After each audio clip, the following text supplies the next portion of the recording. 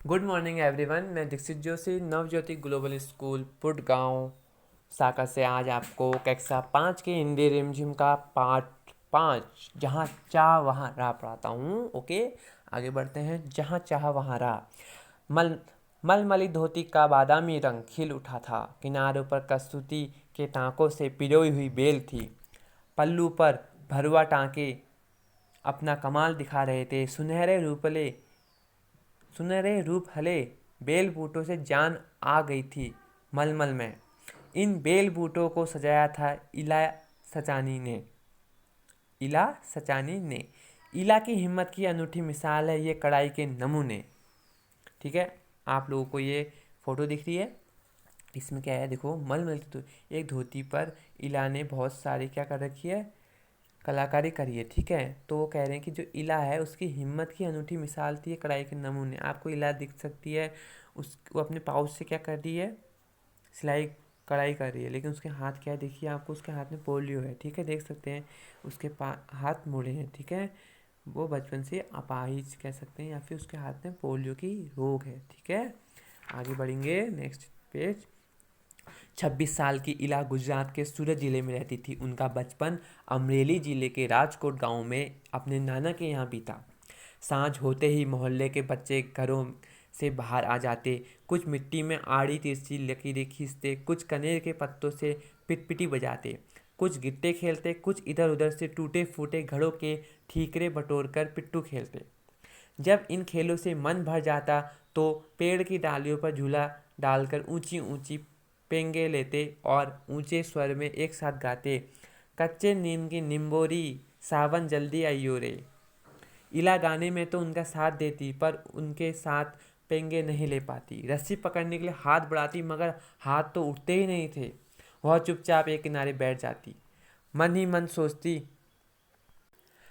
मन सोचती मैं भी ऐसा कुछ क्यों नहीं कर पाती हूँ। बच्चे भी चाहते कि इला किसी न किसी तरह तो उनके साथ खेल सके। कभी कभार वह पकड़म पकड़ाई और विष अमृत के खेल में शामिल हो जाती। साथियों के साथ जमकर दौड़ती मगर जब थप्पा करने की बारी आती तो फिर निराश हो जाती। हाथ ही नहीं उठेंगे तो थप्पा कैसे देगी। वह बहुत कोशिश करती पर उसके हाथों ने तो जैसे उसका साथ न देने की ठान रखी हो। इला ने अपने हाथों की इस जिद को एक चुनौती माना। उसने वह सब अपने पैरों से करना सीखा जो हम हाथों से करते हैं। दाल भात खाना, दूसरों के बाल बनाना, फर्श बुहारना, कपड़े धोना, तरकारी काटना या यहाँ तक कि तख्ती पर तिलना लिखना भी। उसने एक स्कूल में दाखिला ले लिया। दाखिला मिलने में भी उससे परेशानी हुई। कहीं तो उसकी सुरक्षा को लेकर चिंता थी, कहीं उसके काम करने की गति को लेकर। किसी काम को तो वह इतनी फुर्ती से कर जाती कि देखने वाले दंग रह जाते, पर किसी किसी काम में थोड़ी बहुत परेशानी हो तो आती ही थी। वह परेशानियों के आगे घुटने टेकने वाली नहीं थी। उसने 10वीं कक्षा तक पढ़ाई की। वह 10वीं की परीक्षा पास नहीं कर पाई। इला को यह मालूम न था कि परीक्षा के लिए उसे अतिरिक्त समय मिल सकता है। उसे ऐसे व्यक्ति की सुविधा भी मिल सकती थी जो परीक्षा में उसके लिए लिखने का काम कर सके। यह जानकारी इला को समय रहते मिल जाती तो कितना अच्छा रहता। उसे इस बात का दुख है, पर यहाँ आकर सब कुछ खत्म नहीं हो जाता ना। उसकी माँ और दादी कसीदाकारी करती थी। वह उन्हें सुई से रेशम पिरोने से लेकर बूटियाँ उकेरते हुए देखती। न जाने कब उसने कसीदाकारी करने की ठान ली। यह भी उसने अपने पैर के अंगूठों का सहारा लिया। यहाँ भी ठीक है, दोनों अंगूठे के बीच सुई थाम के कच्चा रेशम पिरोना कोई आसान काम नहीं था। पर कहते हैं ना, जहाँ चाहा वहाँ रहा। उसके विश्वास और धैर्य ने कुदरत को भी झुठला दिया। 15-16 साल की होते होते इला काठियावाड़ी कसीदाकारी में माहिर हो चुकी थी।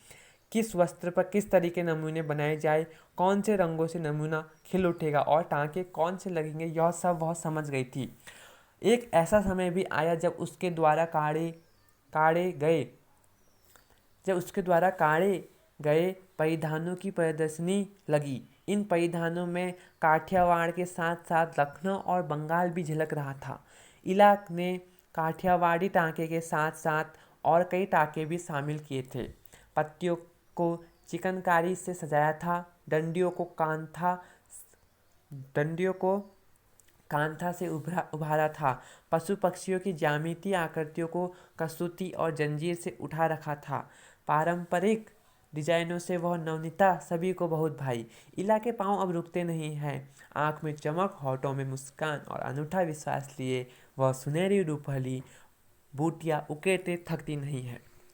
जो इला थी, इला 26 साल की थी और गुजरात के सूरत ज़िले में रहती थी। कहाँ रहती थी? गुजरात के सूरत ज़िले में। जो उसका बचपन था वो अमरेली ज़िले के राजकोट गांव में अपने नाना के यहाँ बीता। ठीक है। शाम होते ही जो मोहल्ले के बच्चे थे वो कुछ लोग मिट्टी में आई थी दिखाई खींच के कुछ खेलते थे, कुछ लोग पत्तों को बजाते थे, पत्तों की पिपटी। ठीक है। कुछ बच्चे कुछ खेलते थे, कुछ बच्चे कुछ गेम। ठीक है, पिड्डू बिड्डू टाइप का। अब जैसे ही बच्चों का मन क्या कहते भर जाता था खेलते खेलते, तो वो क्या करते थे, पेड़ की डालियों पर क्या करते थे, झूला झूलते थे और ऊंची ऊंची पेंगे लेते। पेंगे मतलब आगे पीछे। ठीक है। अब कच्चे नीम की निम्बोरी, सावन जल्दी आई हो रे, ये गाना गाते थे वो बड़े ऊंचे स्वर से। ठीक है। फिर इला तो गाना गाने में साथ देती, लेकिन इला पेंगे नहीं ले पाती क्योंकि जो उसके हाथ थे वो कमज़ोर थे ना, पोलियो था उसको। तो वो रस्सी पकड़ लेती थी लेकिन वो पेंगे मतलब वो झूल नहीं पाती थी, उसके हाथ एकदम खुल नहीं पाते थे ना। ठीक है। तो मनी सोचती कि मैं ऐसा क्यों नहीं कर पाती, बहुत कोशिश करती नहीं कर पाती। ठीक है। कुछ कुछ गेम में खेलती हूँ बच्चों के साथ। ठीक है। भाग लेती थी, सब कर लेती थी पाव से, लेकिन उसको उसके सामने बहुत चुनौती का सामना था, उसके हाथों का उसके साथ नहीं देना। ठीक है। उसका जो हाथ थे उसका साथ नहीं देते थे। लेकिन धीरे धीरे उसने वह सब अपने पैरों से करना सीख लिया जो हम हाथों से करते हैं। हम हाथों से क्या क्या काम करते हैं, जितने भी काम हम हाथों से करते हैं वह सब अपने पैरों से करने लग गई। ठीक है। दूसरों के बाल बनाना, दाल भात खाना, कपड़े धोना, सब कुछ। अब उसने स्कूल में दाखिला लिया। दाखिला लेने में परेशानी हुई उसे। कहीं तो उसको सुरक्षा को लेकर, सुरक्षा मतलब कहीं वो गिर ना जाए या फिर कहीं उसे कोई हाथों के कारण कोई परेशानी ना आ जाए। ठीक है। और कहीं कहीं उसको उसकी जो काम की गति थी बहुत धीरे काम करती थी, तो तब भी उसे नहीं लेते थे। तो ऐसी चीज़ें करके फिर उसे एडमिशन तो मिल गया। 10वीं तक अप्लाई की उसने, पेपर में वो फेल हो गई। लेकिन उसको यह नहीं पता था कि उसके पास ऐसे कि इला को, सिर्फ इला को, जो कहते हैं जो विकलांग होते हैं बचपन से या जो रोगी होते हैं उनको अतिरिक्त समय मिलता है, उसे ऐसा नहीं पता था। और उसे ये भी नहीं पता था कि उससे परीक्षा में लिखने का काम कर सकता है कोई व्यक्ति, कोई अलग एक और व्यक्ति जिसके हाथ सही हो वो उसकी परीक्षा में हेल्प भी या उसकी सहायता कर सकता है, उसे ये नहीं पता था। लेकिन इसी बात का उसे दुख रहा। ठीक है। दुख था उसे, किस बात का था, कि उसे ये जानकारी समय पे नहीं मिल पाई। ठीक है। लेकिन यहाँ सब कुछ खत्म नहीं होता। उसकी माँ और दादी क्या करती थी, कशीदाकारी करती थी। ठीक है। वो लोग रेशम पिरोते थे सुई से। ठीक है। मतलब कढ़ाई बुनाई करते थे। तो इला इला ने भी अपने पैरों के अंगूठों के सहारा लिया और ये काम कुछ सीखा, अच्छे से करा करा करा, बहुत मेहनत करी। पता है, बहुत बहुत मेहनत करी, बहुत। फिर कहते हैं ना कि जहाँ चाहा वहाँ रहा, मतलब जहाँ चाहत होती है वहाँ, जैसे आपका इंटरेस्ट है, आपको क्रिकेट खेलना बहुत अच्छा लगता है, आपसे सब बोले तू नहीं खेल पाएगा, तू नहीं खेल पाएगा, लेकिन आपको पता है कि हाँ आप खेल पाए, आपके अंदर चाहत है कि हाँ मैं कर लूँगा, तो आप कर ही लोगे। ठीक है। तो यही कहते हैं कि जहाँ चाहा वहाँ रहा। और इला ने भी सब कुछ अच्छे से करने लग गया। उसने विश्वास रखा और धैर्य रखा। उसने कुदरत को भी हिला दिया, जो कुदरत जो भगवान ने उसे हाथ ऐसे दिए थे, उसने उसको भी चुनौती को स्वीकार किया और अपने पाँव से एक अच्छी वो बन गई, क्या बन गई, कशीदाकारी कलाकार बन गई। ठीक है। तो 15-16 साल की थी तब तक का उसने काठियावाड़ी कशीदाकारी में माहिर हो चुकी थी। कितने साल की थी तब वो? 15-16 साल की। ठीक है। उसे सब पता चल गया था कहाँ कैसा रंग भरना है, कहाँ कैसे नमूने बनाने हैं। फिर धीरे धीरे उसकी जो परिधान थी, प्रदर्शनी, वो अच्छी जगह लगने लगी, प्रदर्शनी लगने लगी। उसने जो भी कलाकारी की थी, ठीक है, लोग देखने लग गए। ठीक है। और धीरे धीरे उसकी लाइफ अच्छी हो गई। अब उसके पाँव रुकते नहीं हैं और उसकी आंखों में चमक है, होठों में मुस्कान है और एक अनूठा विश्वास है कि हाँ वो आगे बढ़ते रहेगी। ठीक है। आगे बढ़ेंगे, जहाँ चाह वहाँ रहा।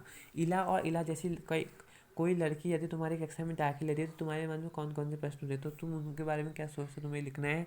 इस लेख को पढ़ने के बाद क्या तुम्हारी सोच में कुछ बदलाव आएगा ना, कि भगवान ने हमको हाथ पाँव सब दिया लेकिन फिर भी हम काम नहीं करते, फिर भी हम वो काम नहीं करते जो हमें करना चाहिए। लेकिन इलाके भगवान ने हाथ पोलियो वाले दिए थे, लेकिन फिर भी उसने अपने पाँव से सब काम किया।